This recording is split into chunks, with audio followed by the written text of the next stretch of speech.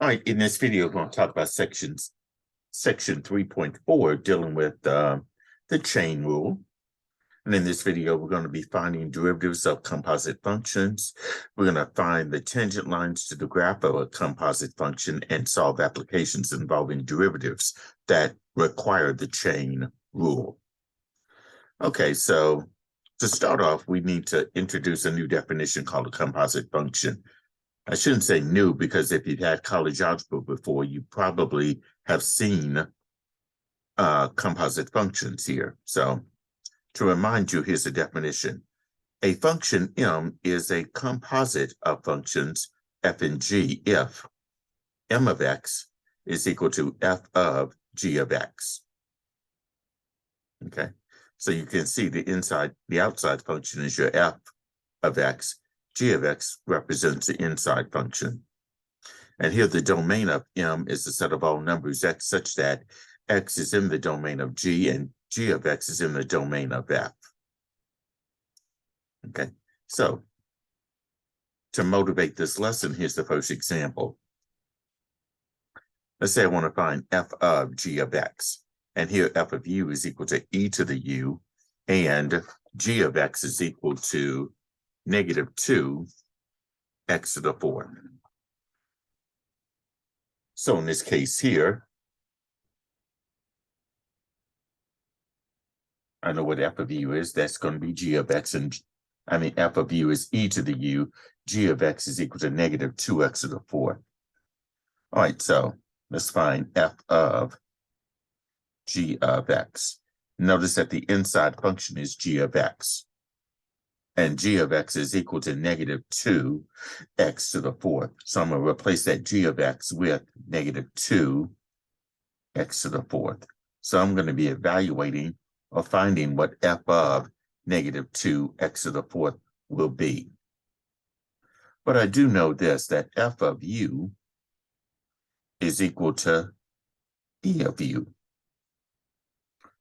And I'm finding f of negative 2x to the 4th. So for every u that's in f of u, I'm going to replace it with what g of x is. And that's, of course, negative 2x to the 4th. So this u will be replaced with negative 2x to the 4th, because that's what g of x is. And then I'll have e to the u, but that u will be replaced with negative 2x to the 4th. And that would be what f of g of x is going to be, e to the negative 2x to the 4th. Okay. All right, next we'll look at the general power rule. Okay. Now, already, and you should pretty much already know back somewhere in chapter 2, that we've made extensive use of the power rule. Well, if you have the derivative with respect to x of x to the power of n, that means you bring the n down, that's the power in front, copy over the x to the 1 less power, n minus 1. Okay, now we want to generalize this rule so that we can differentiate composite functions of the form u of x is equal to, u of x raised to the n, where u of x is a differentiable function. Okay, so we have a composite function like u of x, and then that's going to be raised to the power of n. U of x is a differentiable function. We want to differentiate composite functions of that form. Now, is the power rule still valid if we replace the x with a function u of x? Well, as you're going to see on the next page, that is possible. And this theorem is the general power rule.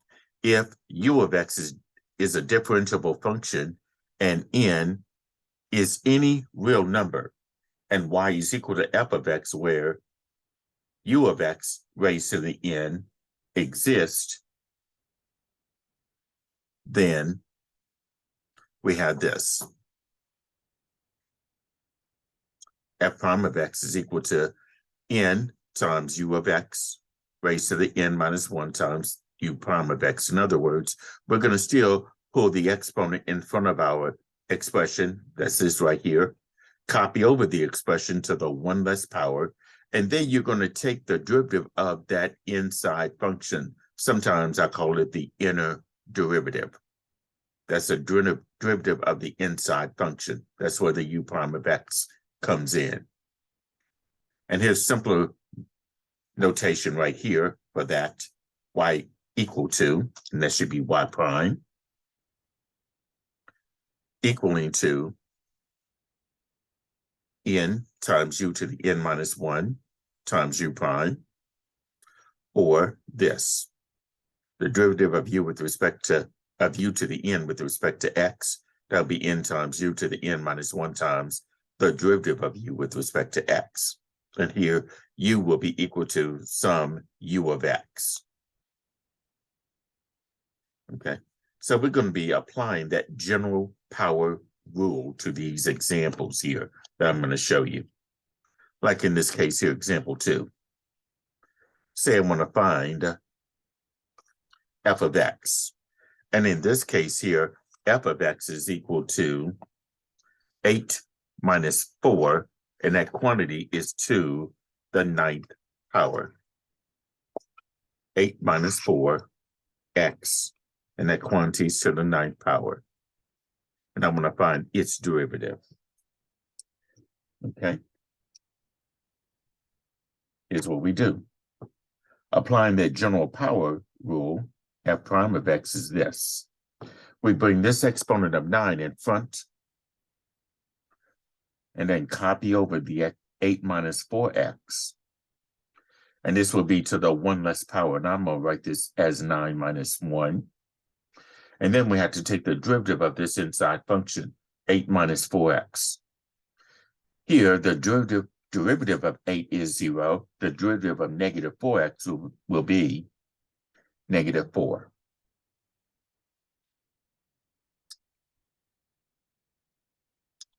And then if I simplify this, 9 times that negative 4 will be negative 36. And then times copy over the 8 minus 4x to the 9 minus 1, which is 8.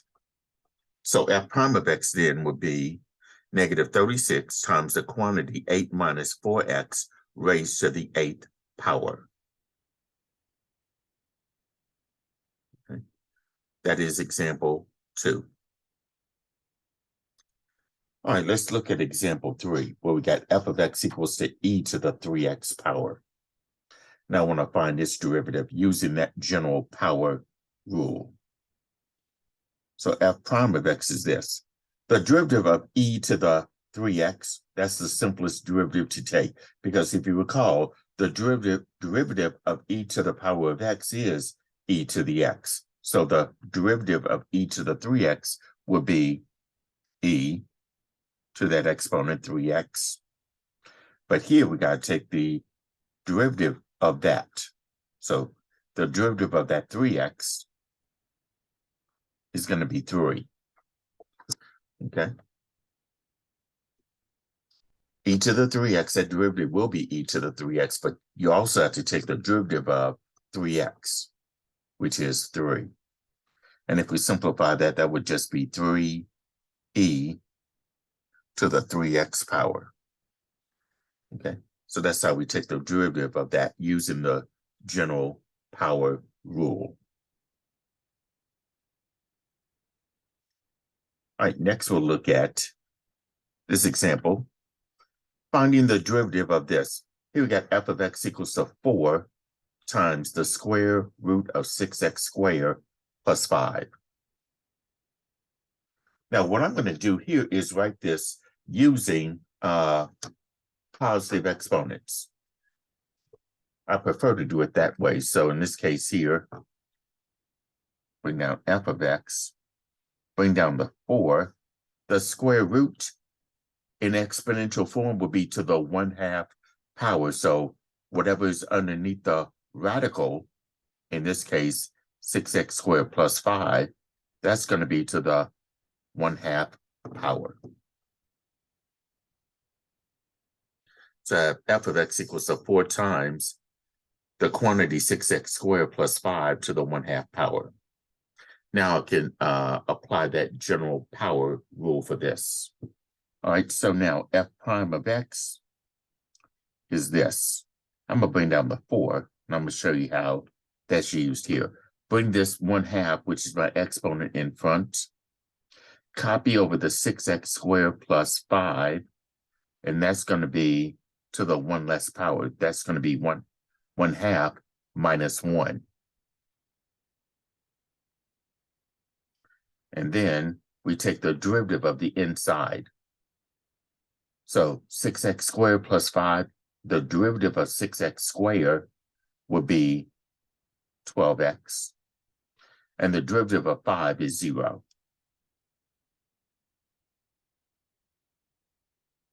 Okay. Now next, I'm going to simplify all of this. If I take 4 times 1/2, that's going to be 2. And 2 times 12x will be 24x. Then I'm going to copy over that 6x squared plus 5. And then I'm going to do 1/2 minus 1. And if you have your calculator, you can do this. 1 divided by 2 minus 1. Hit your math key and select number 1 for fraction. And then that will give you the fraction of negative 1/2. So 1/2 minus 1 whole would be a negative 1/2. And I'm going to write this using positive exponents here. So if I was to use positive exponents, I would have f prime of x will be equal to, that 24x will be in the numerator. It's the 6x squared plus 5 to the negative 1/2.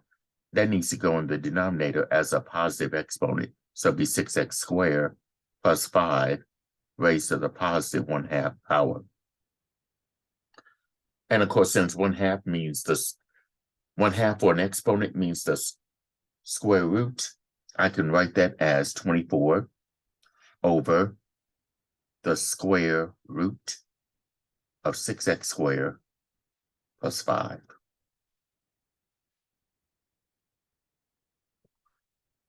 So f prime of x will be equal to 24 over the square root of 6x squared plus 5.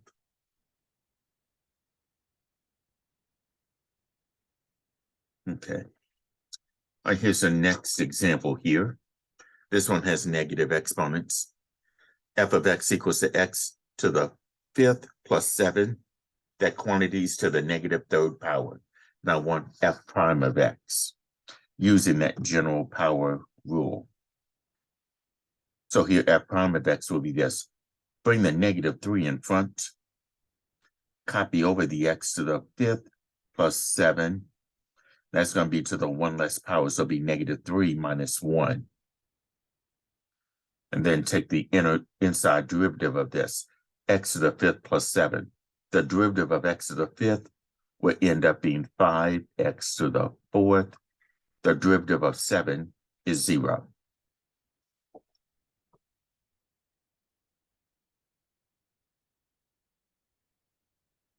All right, now let's see what we can do with that particular problem. Try to clean this up a bit.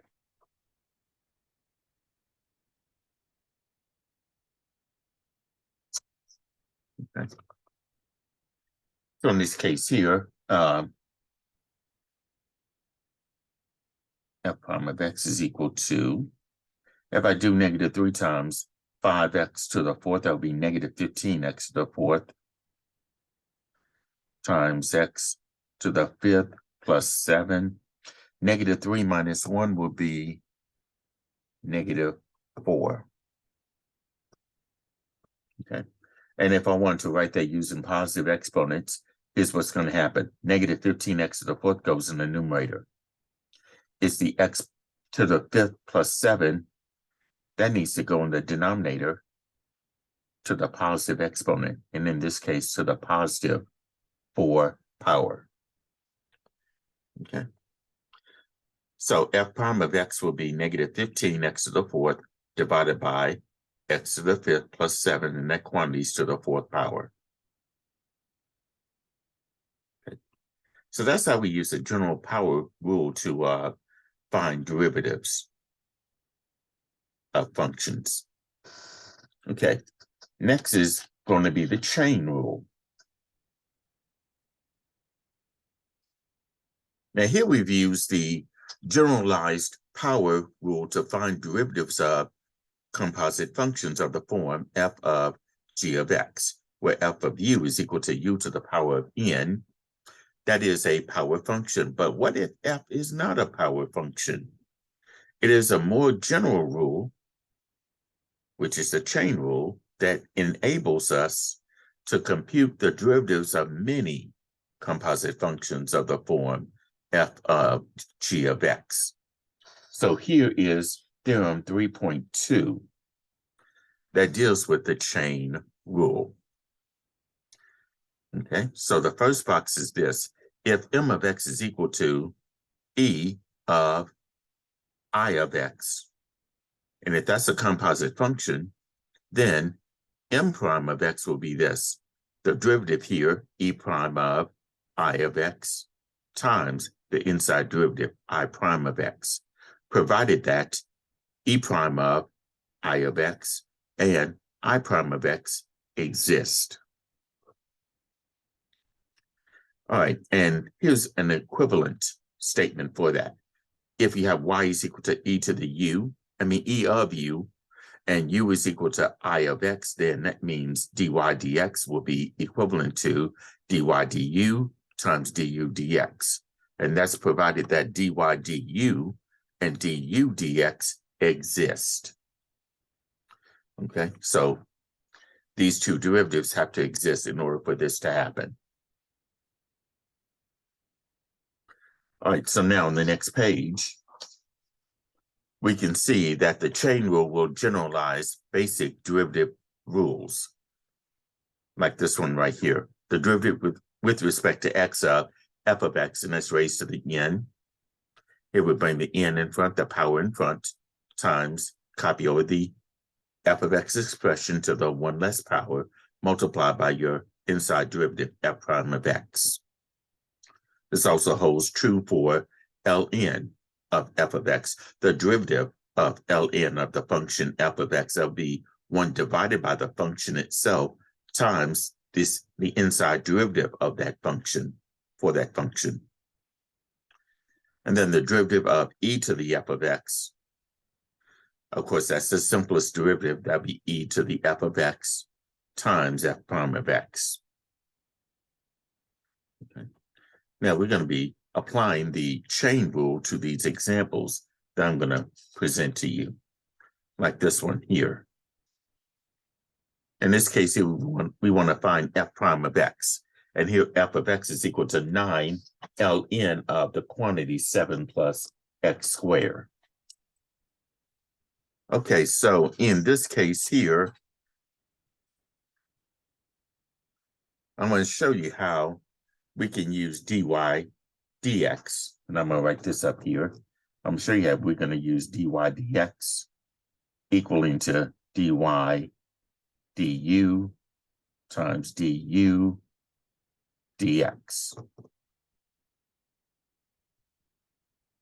Okay, so in this example, let's start by letting u equal to this inside function, 7 plus x squared. That would mean that y, and I'm going to rewrite this as y is equal to 9 ln of 7 plus x squared.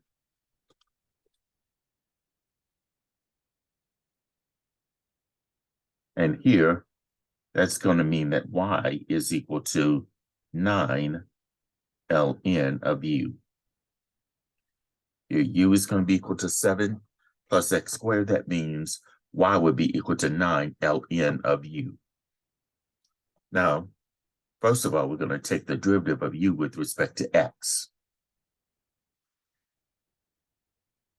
So if u is equal to 7 plus x squared, that means du dx will be just 2x.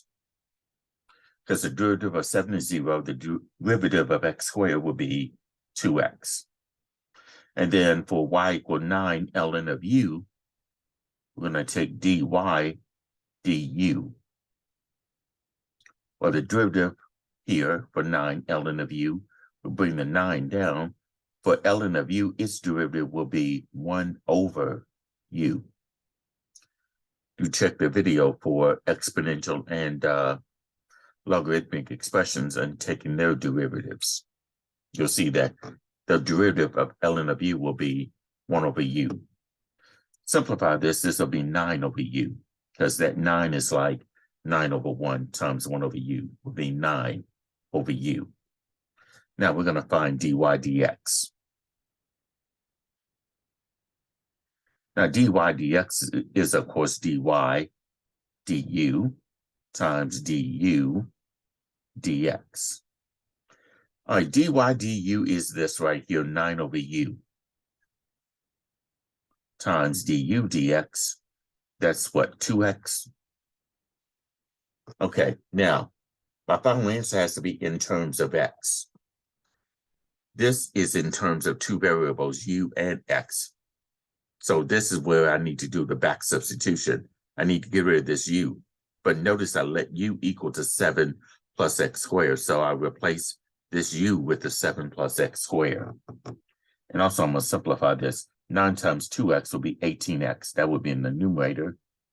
And then I'm going to replace the u with that 7 plus x squared.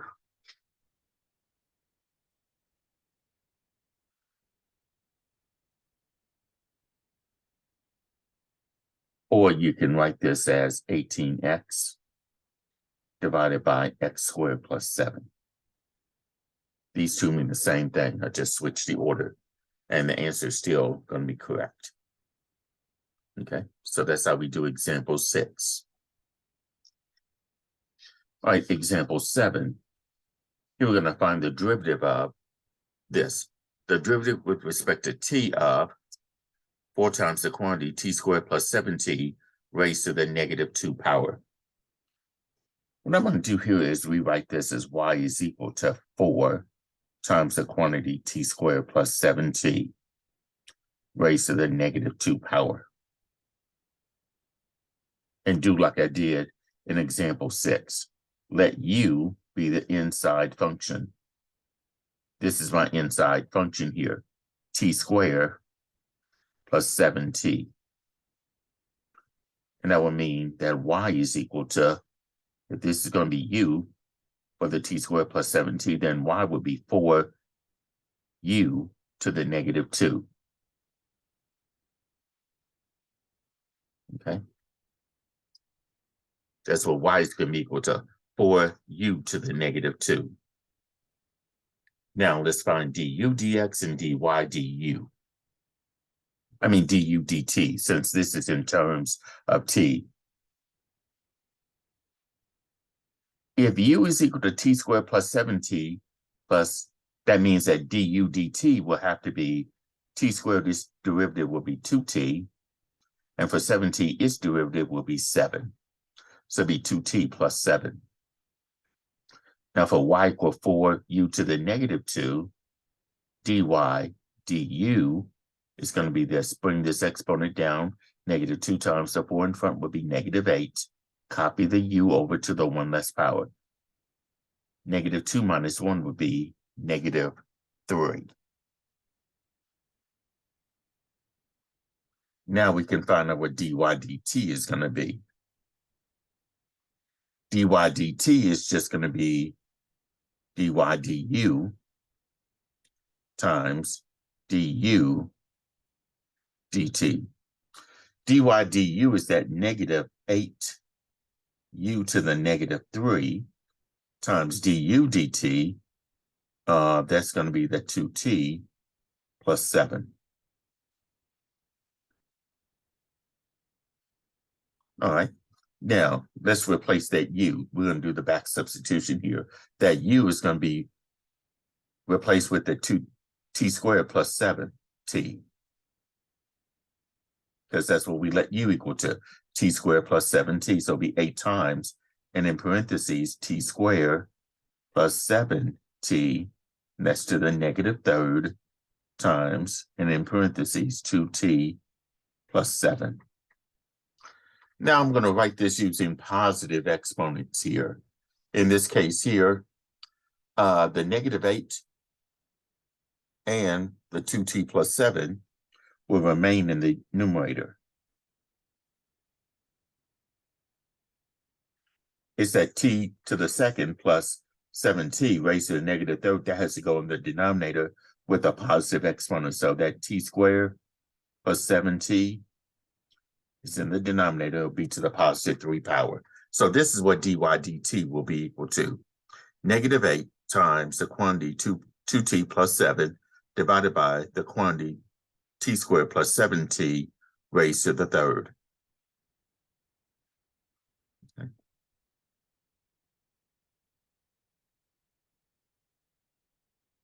Right. Let's say we had this derivative that we want to find. We want to find dy dx if y of x is equal to the square root of x squared plus 2. Okay. So here's what I'm going to do. Using that chain rule, I'm going to let u equal to the expression underneath the square root. That would be x squared plus 2. That's what u is going to be equal to. So here y will have to be equal to the square root of u.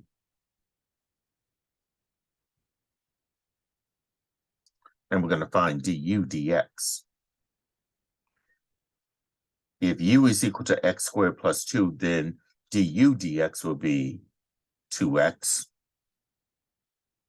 And if y is equal to the square root of u, which I'm going to rewrite as u to the power of 1/2, then dy du will be this. Bring this power in front. It'd be 1/2 u to the negative. Well, let's write it out like this. U to the 1/2 minus 1. And 1/2 minus 1 is negative 1/2. That's what dy du is going to be. So now dy dx would be equal to dy du times du dx. Dy du is at 1/2 u to the negative 1/2 times du dx will be 2x. All right, now if I simplify this and do some back substitution, your 2's are going to divide out. All right, that x will go in the numerator. That u to the minus 1/2 or negative 1/2 goes in the denominator as u to the positive 1/2. But the back substitution has to be this right here. We let u equal to x squared plus 2. So I'm going to bring over the x and then replace the u with the x squared plus 2. And it's raised to the 1/2 power. Okay. And I'll write this using the square root because anything to the 1/2 means the square root of that. So this is what dy dx will be. The square root of x divided by the square root of x squared plus 2.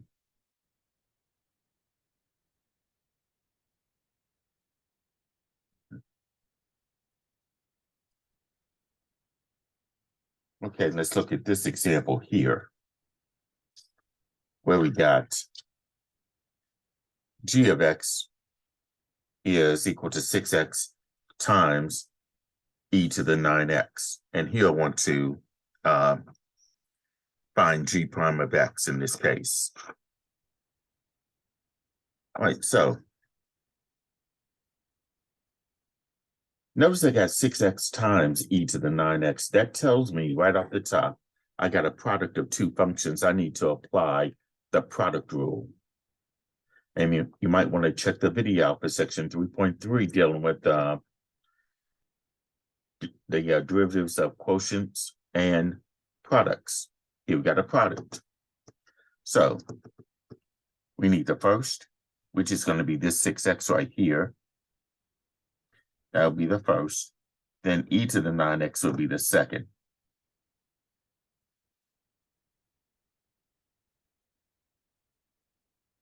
So if the first is going to be 6x, the derivative of the first term or the first expression would be 6.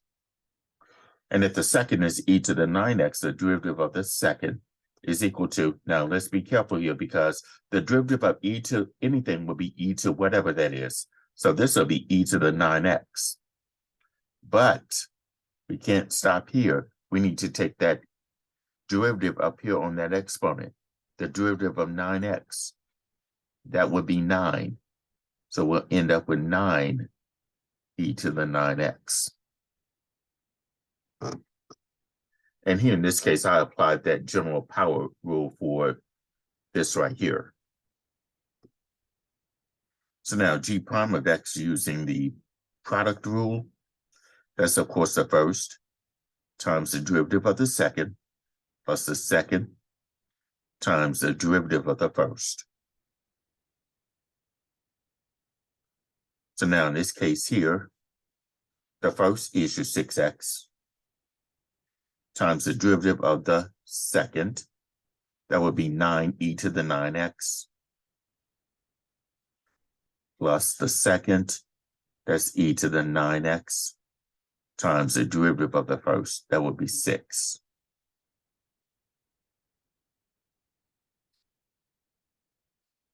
Now let's see if I can simplify this a bit. Let's see, 6x times the 9e to the 9x. Well, 6 times 9 is 54. So at 54, bring down the x and then e to the 9x plus pull the 6 in front, and that would be e to the 9x.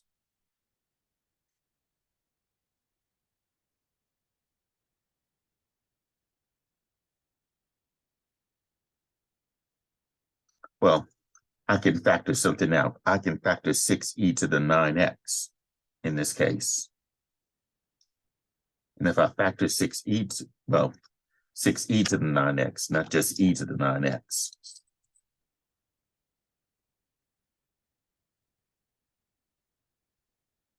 Six e to the 9x is being factored out.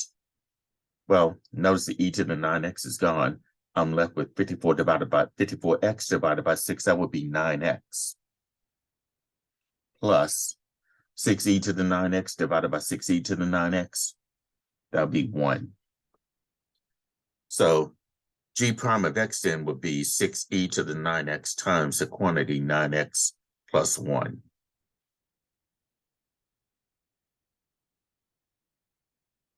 Okay.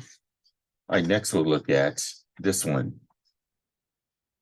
Let's say we want to find the derivative with respect to x of 3x times x plus 6, x to the 6 plus 1, that quantity raised to the 5th power.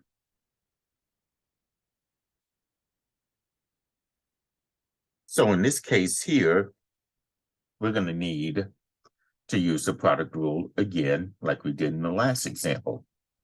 So here, the first will be the 3x, and the second would be x to the 6 plus 1, and that quantity is to the 5th power.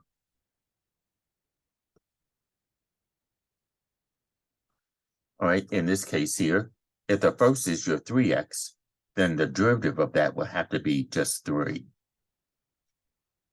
And if the second is your x to the 6 plus 1, and that quantity is to the 5th, then its derivative will be, this. You'll bring down the power, which is your 5, or the exponent, which is your 5. And then you're going to copy over that expression to the 1 less power. 5 minus 1 will be 4.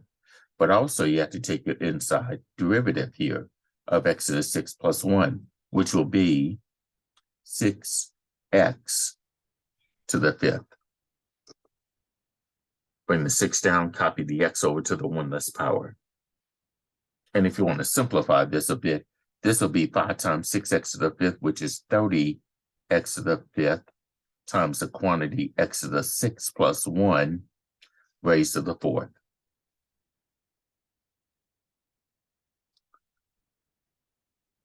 So now that derivative with respect to x of 3x times x to the 6th plus 1 raised to the 5th, that would be the first times the derivative of the second. That would be 3x times the derivative of the second, which is going to be 30 times 30x to the 5th times the quantity x to the 6th plus 1 raised to the 4th, and then plus second times the derivative of the first. I'm going to put the 3 in front of the x to the 6th plus 1 raised to the 5th.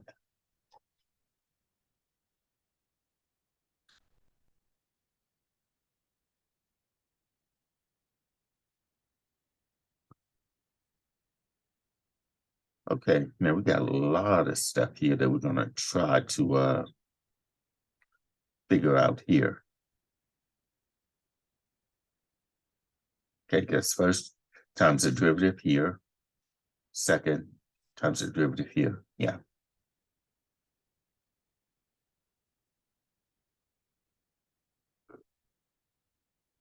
If I distribute the 3x over all of this, I'm going to have 90 and then x to the 6 times this.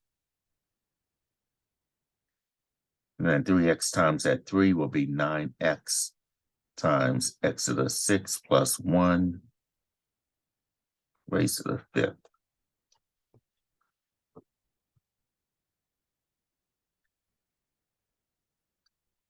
All right.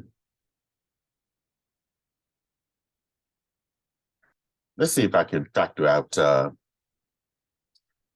that x to the 6 plus 1 here. I got them both here. Now I'm going to use the one with the smallest exponent. That's going to be x to the 4th. So if I factor out the x to the 6 plus 1, that's raised to the 4th. And I'm also, I don't need these brackets here. I also see that there's a 9 involved here.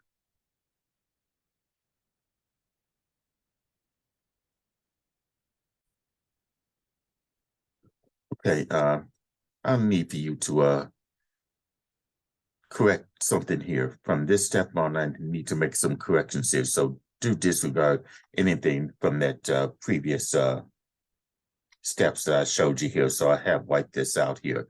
I forgot to put this bracket right here, okay? Because notice it is the first, that's the 3x, times the derivative of the second. I only put that in bracket.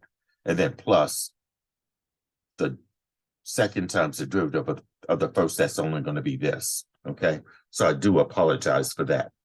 Now from this step, I'm going to do some factoring here. Notice I have a 3 here and a 3 here. I can pull out the 3. I also have x to the 6 plus 1 raised to the 4th. I have x to the 6 plus 1 as a common factor. But I'm going to use the one with the smallest exponent. So I'm going to use x to the 6 plus 1, and that's to the 4th power. So when I factor this out, I factor out the 3, that's gone. And I factored out x to the 6 plus 1 raised to the 4th, that would be gone. I'm going to be left with an x multiplied by 30 x to the 5th, and then plus the 3 is gone. I factored that out from this term, and 4 of the x to the 6 plus 1s are gone.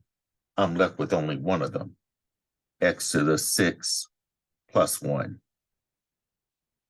I'm left with that.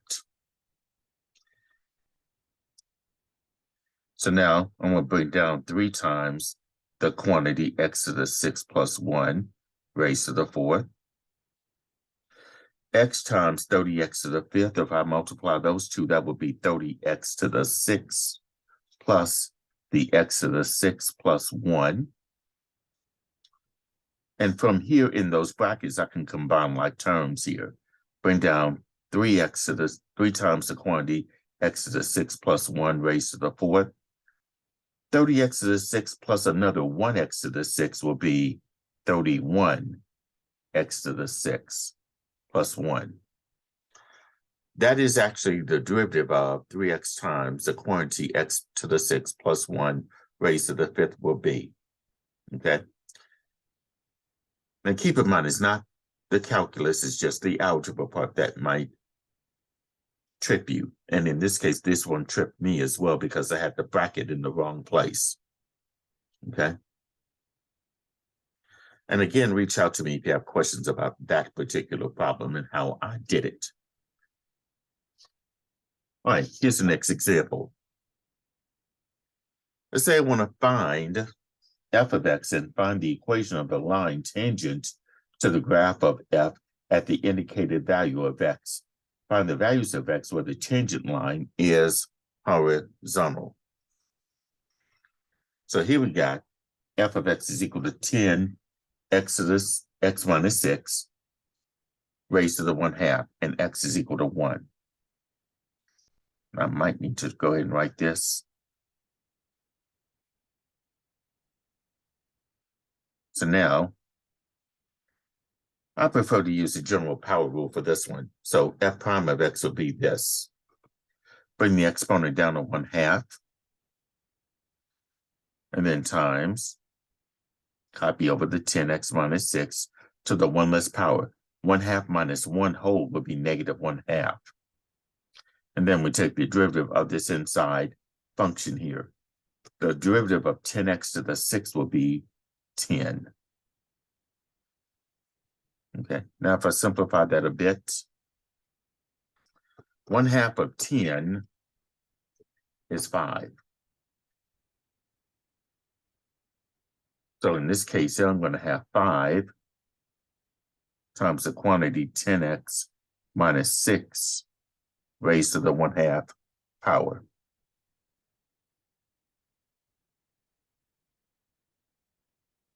Okay, I mean to the negative 1/2.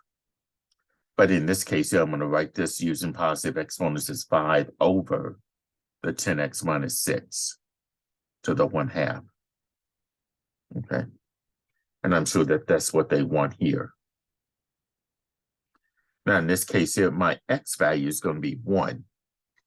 So I need to find out what f of 1 is going to be.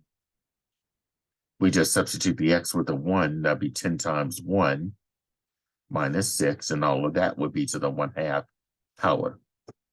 Well, 10 times 1 would be 10. 10 minus 6 will be 4. So this will be 4 to the 1/2. And I'll show you how to enter that in the calculator. If you just type in the number 4, press the hat key, and then 1 divided by 2, that would be 2. Or you can think of 4 to the 1/2 as the square root of 4, and the square root of 4 will be 2. So I do have an ordered pair here. That's going to be 1, 2. X is 1. That means your f of 1 will be 2, or y will be 2. Now let's find the slope of the tangent line. So when we evaluate f prime of 1, we're going to take this and substitute the x with 1. So this will be 5 over 10 times 1 minus 6 raised to the 1/2. So this will be 5 divided by 10 times 1 will be 10. 10 minus 6 will be 4. So in the denominator, I have 4 to the 1/2. And we already established that 4 to the 1/2 was 2. So the slope of this tangent line would be 5 over 2. Since we have the slope of the tangent line and the point 1, 2, we're going to use that slope of 5 over 2 and the point 1, 2 in our point slope form y minus y1 is equal to the slope m times x minus x1. So here, the 1 will be x1, the 2 will be y1. So substituting, we're going to have y minus y1, which is 2, equaling to the slope of 5/2 times x minus x1, which is 1. All right, distribute on the right-hand side. This will be y minus 2 is equal to 5/2 times x will be 5/2 x minus 5/2 times the minus 1 will be minus 5/2. And then to solve, get y by itself, you're going to add 2 to both sides. So that means y is equal to, now have 5/2 x. Now, in the calculator, if you do this, left parentheses, -5 divided by 2, close parentheses, plus 2. But it needs to be a fraction, so I'm going to press the math key on the left side and press number 1 for fraction.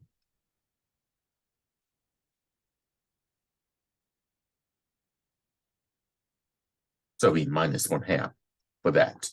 So y is equal to 5/2 x minus 1/2.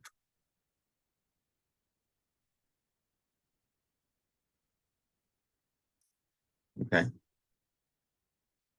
Now, the other part is finding the values of x where the tangent line is horizontal.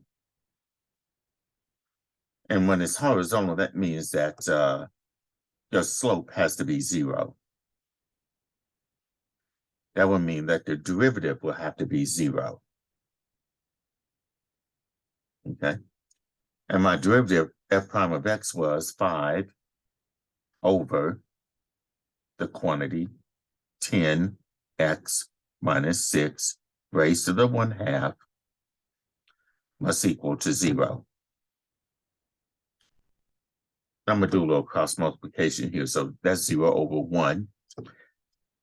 And if I cross multiply, I have 5 times 0, which is 5. And that's equal to 10x minus 6, and that quantity is to the 1/2 times 0 is 0. Is 5 equal to 0? That is false. So this means that the tangent line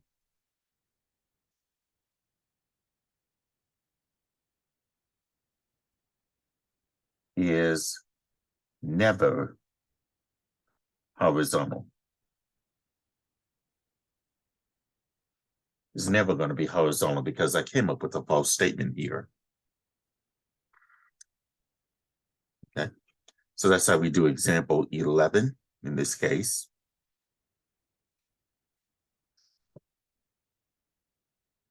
All right, example 12.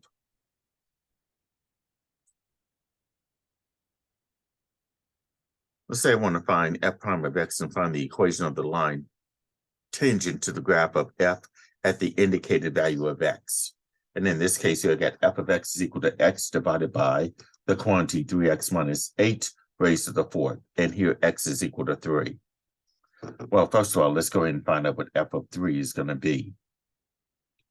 And this will be, in this case, just substitute the x with 3, it'll be 3 in the numerator, divided by 3 times x, which is 3, minus 8, net quantities to the 4th power. So I have a 3 up here. Here, 3 times 3 will be 9. 9 minus that 8 will be 1. And 1 to the 4th power is 1, so 3 over 1 would be 3. So the ordered pair would be 3, 3.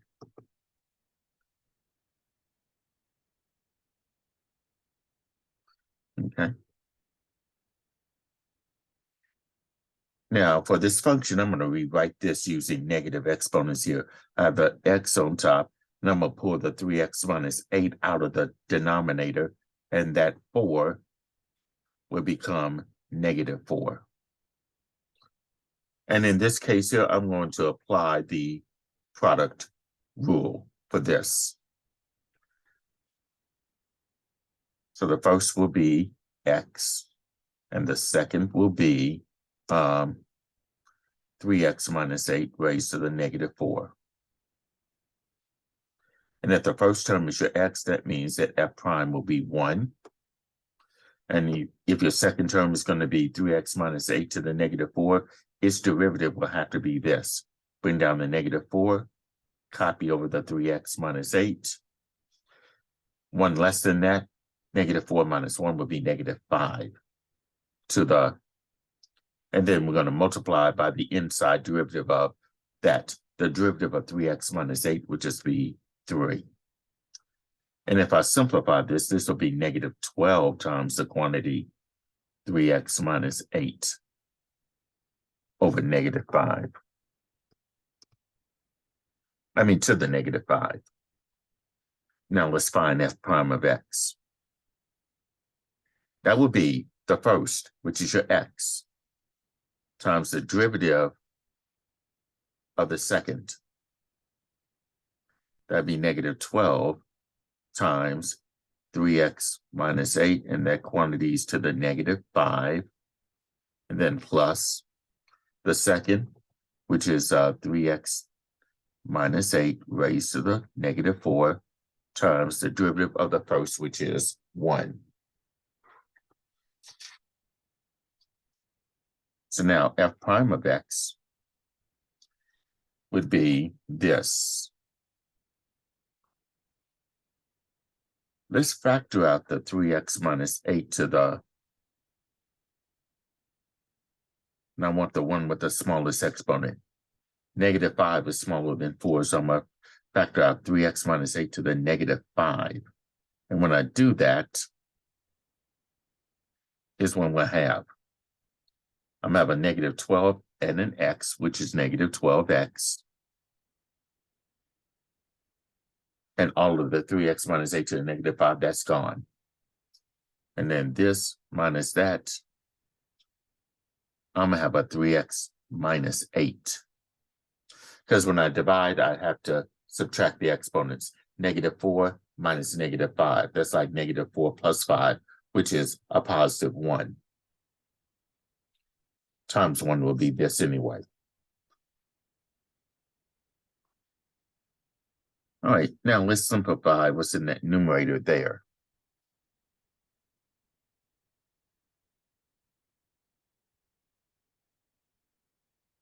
Minus 12x plus 3x. Let me bring this down first at 3x minus 8 to the negative 5.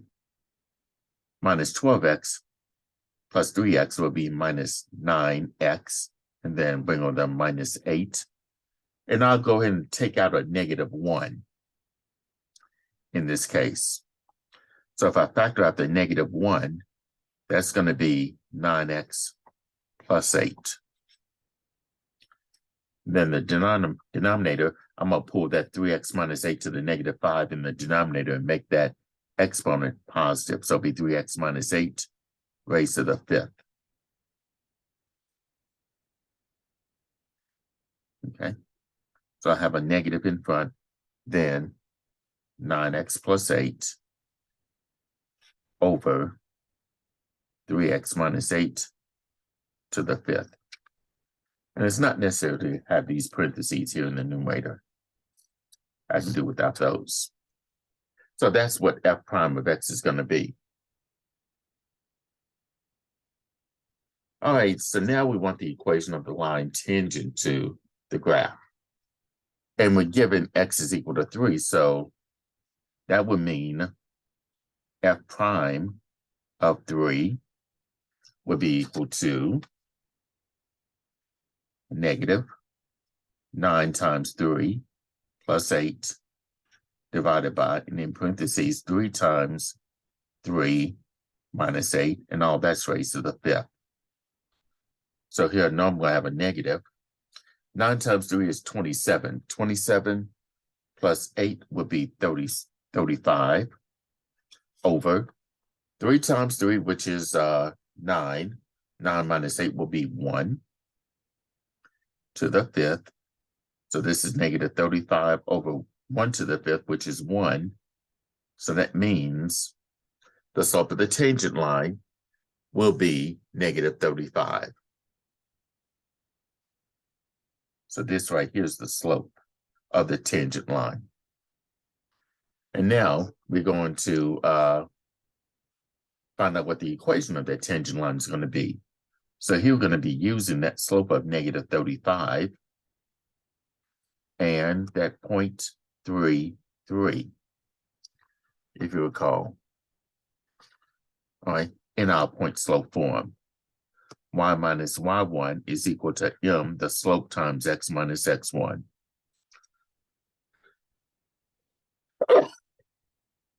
Excuse me.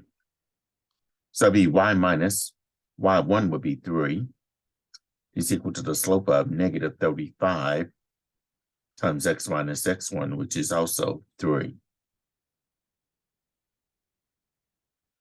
So bring down the y minus 3 and distribute the negative 35 over the x minus 3. You'll get negative 35x plus 105.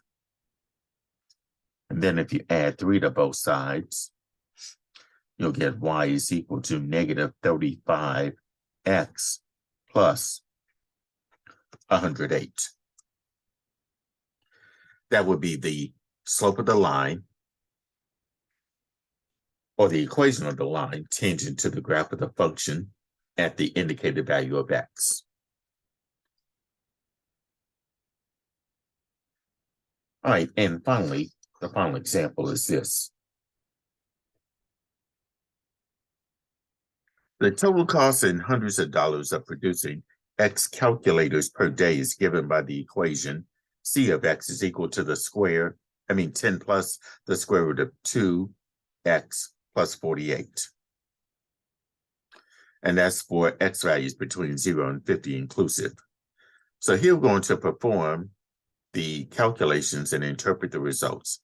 And by the way, here's what the graph looks like. So now we're going to find C prime of X. Now in this case here, we're told what C of X is. That's going to be 10 plus the square root of 2X plus 48. Now I'm going to write the square root of 2X plus 48 in exponential form. So it'll be 10 plus 2X plus 48 raised to the 1/2 power. And take the derivative here. So C prime of X would be this. The derivative of 10 is 0. But for the 2X plus 48 raised to the 1/2, its derivative, you have to bring the exponent down. Copy that 2X plus 48 over to the 1 less power. 1/2 minus 1 would be negative 1/2. And then we got to take the derivative of what's on the inside. The derivative of 2X plus 48 would be 2. Now 1/2 of 2, that's 1. So you're going to be left with C prime of X would be 1 over. Now that 2X plus 48 to the negative 1/2, I'm going to write that in the denominator with a positive exponent. So it'll be 2X plus 48 raised to the 1/2 power. That's what C prime of X is going to be equal to. That's the answer. That's this answer to the first part. 1 over the square root of 2X plus 48. Okay, and I might as well add another line to show that I'm going to convert that to a radical.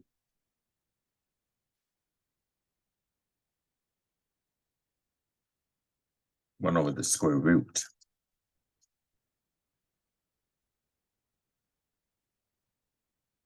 of 2X plus 48.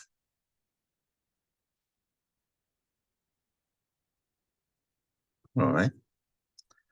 Now we're going to answer this one. We're going to find out what C prime of 8 would be. So when we let X equal to 8, we just substitute that X with the 8. So it'll be 1 over the square root of 2 times 8 plus 48. So it'd be 1 over, well, let's do this. 2 times 8 will be 16. 16 plus 48 will be 64. So I have 1 over the square root of 64.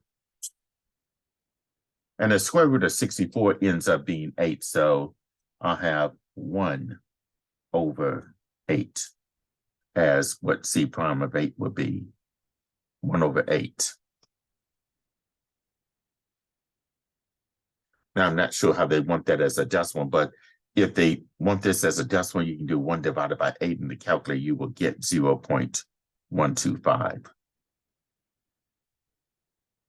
And then C prime of 26. In this case, that'll be 1 over the square root of 2 times 26 plus 48. So this will be 1 over the square root of 2 times 26 is 52. 52 plus that 48 would be 100. So I have 1 over the square root of 100, but the square root of 100 is 10. So C prime of 26 will be 1/10. Or 0.1 is a decimal. All right, so here we want to choose the correct answer below, either A or B. And by looking at these, as production increases, the cost of producing a calculator, that's these numbers right here, if you look at it, it's starting to decrease from 0.125 to 0.10. So as the production increases, the cost of producing the next calculator will decrease. Okay. So that's how we interpret those results here. Okay, so that does conclude this video on section 3.4 dealing with the chain rule. Please feel free to reach out to me if you have any questions about anything that's presented in this video, or if you have questions about the homework in MyMathLab.